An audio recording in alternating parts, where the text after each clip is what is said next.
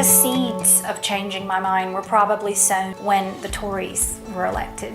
I feel that Scotland is in a really, really unique opportunity here to escape Brexit. My name is Elizabeth Carnahan and I work in cosmetic ingredients.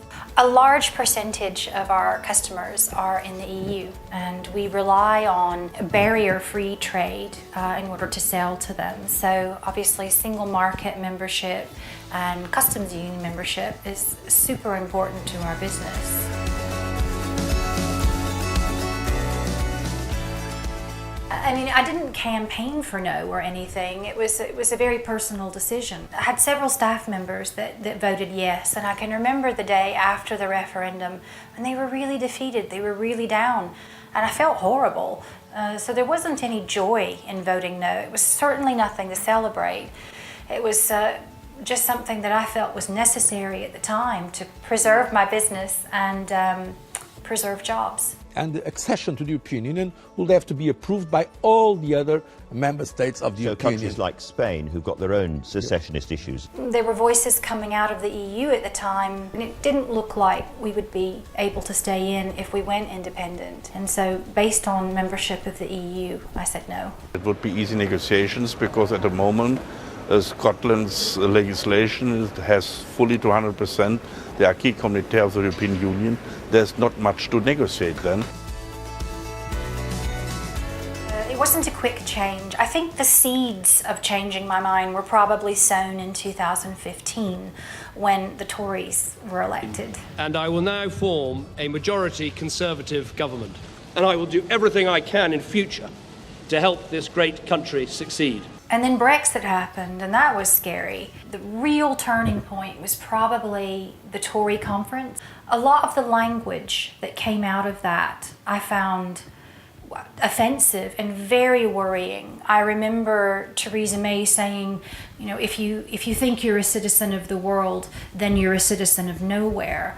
And I don't agree with that at all. I think people should be outward focused and they should look beyond their own borders.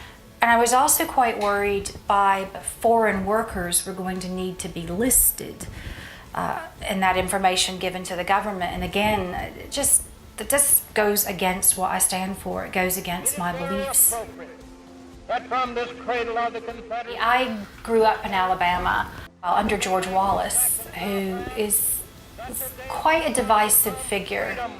And I say segregation now, segregation tomorrow, and segregation forever. And I actually went to a segregated school for the first 2 years of my education, and you know, I'm not that old. So yeah, I have quite a lot of experience with divisiveness, and it's something I really can't stick. There's no difference between those who try to divide us on the basis of whether we're English or Scottish, and those who try to divide us on the basis of our background, race or religion. I've never had a negative experience in Scotland as a foreigner. I've been here since 2001. People have been kind, welcoming. I've lived all over the world. I've lived in the US, I've lived in Canada, I've lived in Brazil, I've lived in Germany, but I have never felt more at home than I feel here in Scotland. The indie voting community has been extremely welcoming, and I was a little nervous because I said no last time and I felt like I crushed a lot of people's dreams, but everyone's been, you know, really welcoming and they seem quite happy to have new people on board, and I'm really thankful for that because my opinion has completely changed. If I can't export, then I can't function. I need the single market. I need membership of the customs union. Tariffs are something that can be overcome.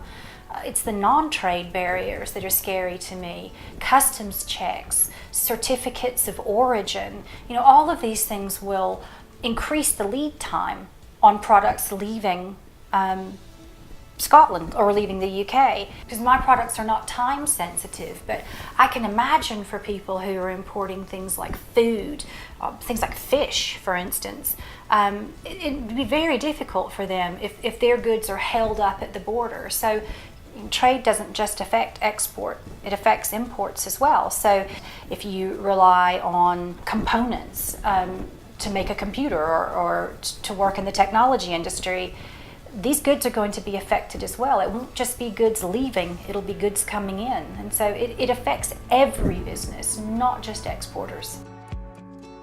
There are a lot of issues tied up in trade they're very complex, and I'm not sure that our current government in Westminster really understand how complicated it is and what we're up against.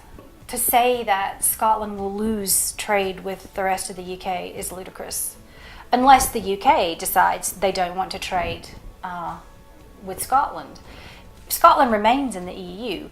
Whatever trade deal England has with the EU will be the deal that they have with Scotland. So it's a bit disingenuous to say that would happen. I often see numbers quoted about, the amount that Scotland trades with the rest of the UK is much bigger than the amount that Scotland trades with the EU. But remember, these numbers are based on a UK with a healthy economy, a UK that is in the EU, and a UK that is able to trade within the EU and participate in the trade deals that the EU has negotiated on their behalf. So once the UK does crash out of the European Union and is forced onto World Trade Organization rules, Theresa May has said that she's basically going to turn the UK into a low corporation tax haven, so to speak.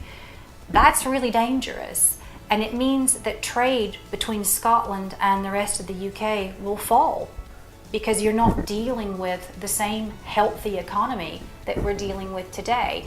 The UK will be diminished if this happens, and you're looking at trading with that diminished economy. And the same works for the tax revenues. The tax revenues will go down quite a bit. There won't be as much money going around. Public services are going to suffer, both in the rest of the UK and Scotland. So I can confirm today that next week I will seek the authority of the Scottish Parliament to agree with the UK Government the details of a Section 30 order, the procedure that will enable the Scottish Parliament to legislate for an independence referendum. And we're really lucky to have the opportunity to escape from Brexit and to not have to suffer the fallout of a hard Brexit and crashing out of the EU.